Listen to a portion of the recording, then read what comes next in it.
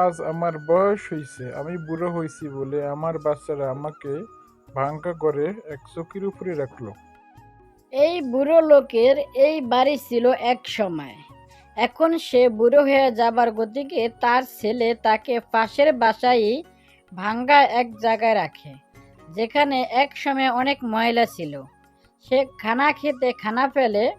একদিন তাকে তার ছেলের বউ তাকে দুধ খেতে দেয়, আর দুধ খেতে দিলে সে দুধ নিচে ফেলায় টেবিলের উপরে। তারপরে তার ছেলে এবং ছেলের বউ দেখে দেখে মনে মনে অনেক রাগ ওঠে। তারপরে তার ছেলের বউ বলে, শোনো, তোমার বাবার এই তালা ঝালা আমার ভালো লাগে না। তোমার বাবা আজকে এটা নষ্ট করে, কালকে ওটা নষ্ট করে, আজকেও বিছানাটা নষ্ট করে দিছে।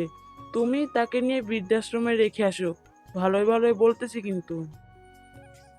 তার ছেলের বউর যেই কথা সেই কাজ। পরের দিন তাকে নষ্ট এক টেবিলে আর একটা নষ্ট বাসন এবং এক নষ্ট চামিচে তাকে খেতে দেয়। সেই জায়গায় একা একা সে খায়, আর কাউকে নিয়ে খেতে পারে না। সে মনে মনে খুব কষ্ট পায়। পাশেই তার ছেলের বউ, ছেলে এবং নাতি মিলে সুন্দর এক পরিবেশে টেবিলে বসে খাইতেছে, কিন্তু সে পাশেই এক নষ্ট টেবিলে বসে খায়। আর তখন মনে মনে সে খুব কষ্ট পায়, তাদের দিকে তাকিয়ে থাকে। এদিকে, শুনো বাবা, তোমার এই অত্যাচার আর আমাদের ভালো লাগে না। তোমার অনেক বয়স হয়েছে, এখন তোমাকে বৃদ্ধ আশ্রমে রেখে আসবো। কথা কি তুমি বুঝতে পারছো?